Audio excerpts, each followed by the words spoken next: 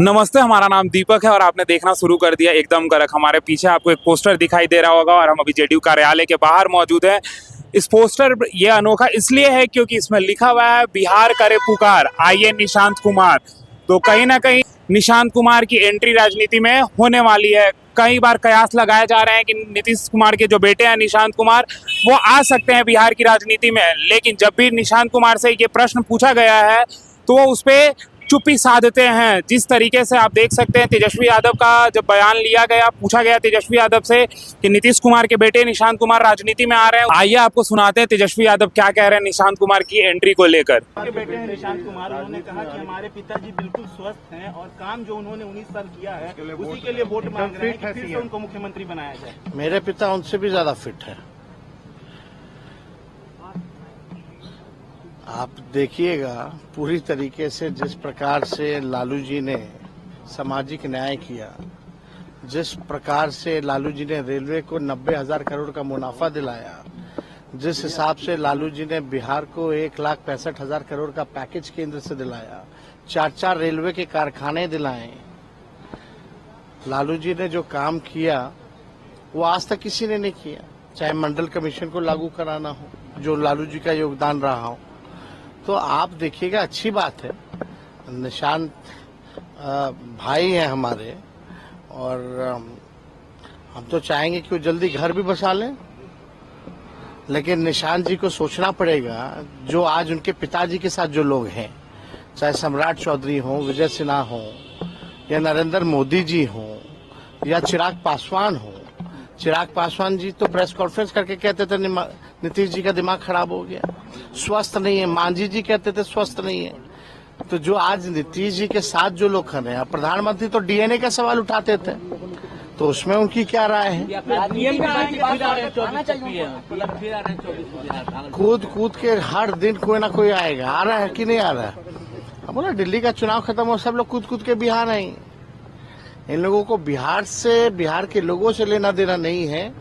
केवल ये सत्ता में काबिज कैसे रहे, तिगरम और डीलिंग कैसे किया जाए, मैनेजमेंट कैसे किया जाए, इसी काम के लिए आ रहे हैं और कोई काम के लिए थोड़ी आ रहे हैं। इंडिया पाकिस्तान का मैच है। कोनो बिहार को फैक्ट्री देने के लिए आ रहे हैं, कोनो पलायन रोकने के लिए आ रहे हैं, कोनो गरीबी रोकने के लिए आ रहे हैं, कोनो महंगाई खत्म करने के लिए आ रहे हैं, कोनो बेरोजगारी खत्म करने के लिए आ रहे हैं। क्या ये लोग तो आ रहे हैं अपने स्वार्थ के लिए आ रहे हैं। इंडिया पाकिस्तान का मैच है तेजस्वी जी, आप भी जुड़े हुए हैं। इंडिया पाकिस्तान चैंपियंस ट्रॉफी का मैच है, तो हम लोग तो जब भी इंडिया का मैच होता है तो चाहते हैं इंडिया मैच जीते। लेकिन मैचेस जो है, क्रिकेट एक स्पोर्ट्समैन स्पिरिट के रूप में जो है वो खेला जाता है। हार हो जीत हो, खेल होता है, हार भी होती जीत भी होती। लेकिन हम लोग चाहते हैं कि भाई इसमें इंडिया की टीम जो है वो जीते। अब भाई क्यों नहीं करेंगे स्वागत? कोई भी आए, लोकतंत्र में सबको ना अधिकार है भाई, आना चाहिए। क्यों नहीं आना चाहिए? अगर उनको लगता है कि उनको समाज में सेवा करना है तो आए, उसमें हमको कोई कठिनाई थोड़ी है, दिक्कत थोड़ी है। और हमें तो खुशी होगी क्योंकि जो शरद जी की जो बनाई हुई पार्टी थी उसको भाजपाई और संघी लोग जो जदयू में जो घुसे हुए वो हाईजैक करना चाहते हैं, तो कम से कम बचा तो रहेगा शरद जी। तो निशांत कुमार के बारे में तेजस्वी यादव कहते नजर आए कि जिस तरीके से निशांत कुमार अगर राजनीति में आना चाहते हैं वो आ सकते हैं, लेकिन उनका सबसे पहले उनको विवाह कर लेना चाहिए, इस तरीके से उन्होंने कहा। और ये भी कहा कि हमारे पिता उनके पिता से ज्यादा स्वस्थ हैं। आगे आपको बताएं कि पप्पू यादव से भी जब मीडिया वाले बात कर रहे थे तो पप्पू यादव से भी जब ये क्वेश्चन किया गया कि क्या निशांत कुमार राजनीति में आएंगे, सुनिए पप्पू यादव क्या कह रहे हैं निशांत कुमार को लेकर। क्यों नहीं आना चाहिए? ये जो सलाह देते हैं कोई कि शादी करने की जरूरत है, करने की जरूरत है, शादी करके घर संभालने की भी जरूरत है, शादी में अपने परिवार को भी सबको संभालने की जरूरत है। वो अच्छे पिता के अच्छे पुत्र हैं वो, इसमें क्या दो मत है। और मुझे लगता है कि हर परिस्थितियों में निशांत को बहुत पहले आना चाहिए था, और यदि वो आ रहा है तो निश्चित रूप से एक सरल, एक विनम्र लड़का राजनीति में आएगा। मुख्यमंत्री बनना ना बनना ये निर्भर करता है जदयू पर, और जदयू में नीतीश कुमार जी के पुत्र को तो आना ही चाहिए। जिस तरीके से जदयू में 2-3 रावण पैदा हो गए हैं, जो बीजेपी के विभीषण बने हुए हैं, विभीषण, और वो खंजर भोगते हैं नीतीश कुमार जी के पीठ में। आज ये सबसे ज्यादा निहायत जरूरी है कि निशांत को आकर के जदयू संभालना चाहिए। नीतीश जी आएंगे, लगता है इंडिया अलायंस में वापस करेंगे क्या, जिस तरह से अटकलें लग रही है? देखिए, आप नीतीश कुमार जी को तो मारने की पूरी साजिश रच ली गई है ना बीजेपी के द्वारा, और बीजेपी के लोग कुछ शिखंडी तो बने हुए हैं, शिखंडी का काम कर रहे हैं जदयू के कुछ लोग, जो पीठ में छुरा भोगते हैं नीतीश कुमार जी को। मुंह में राम, बगल में छुरी, नहीं हो कम तो थोरम थोड़ी। लगातार दिल्ली में बीजेपी के टच में है जदयू के लोग। जब ऐसी परिस्थिति आएगी तो ये बीजेपी जदयू को तोड़ने का भी प्रयास करेगा। और नीतीश कुमार जी को ये सिर्फ तभी तक रखा हुआ है जब तक चुनाव हो रहा है। चुनाव के बाद उनको देख लेना, जो शिंदे का, जो रेड्डी का, जो इनके परिवार का हुआ था, वो हश्र करेगा। इसीलिए जदयू को किसी कीमत पर बीजेपी पर भरोसा नहीं करना चाहिए। कांग्रेस हमेशा नीतीश कुमार का सम्मान करती है। कहा जा रहा है कांग्रेस में बड़े बदलाव की तैयारी चल रही है, पप्पू यादव भी रेस में है। भैया, हम कोनो रेस में नहीं, हम रेस उसमें तो रहते ही नहीं है। हमें कन्हैया जी, हम दोनों मिलके जो दायित्व हम दोनों को देगा, हम कन्हैया दोनों मिलके कोशिश करेंगे राहुल गांधी, प्रियंका गांधी के विचारों को और बिहार को बचाने के लिए हाथ बनेंगे, दोनों हाथ। महाकुंभ को लेकर दावा किया जा रहा है कि 60 करोड़। अच्छा, एक बात, बागेश्वर बाबा का क्या हिंदू जाग गए हैं? भैया, हमको तो समझ में नहीं आता है ये कौन आगेसर बागेसर की बात आप लोग करते हैं। ये आस्था से जुड़ी चीज है। ये दुनिया में बागेश्वर जब पैदा नहीं हुआ था, जब इसके माँ बाप पैदा नहीं हुए थे, तब से कुंभ चल रहा है। इसको कुंभ उम्भ का क्या पता। ये लोग तो बंदर है। ये बंदर नहीं होता है, बंदर। हम ऐसे बाबाओं को बंदर कहते हैं जो कुछ भी बोल देना पब्लिक के बारे में, गरीब के बारे में। तो हम बंदर उंदर की चर्चा नहीं करते हैं।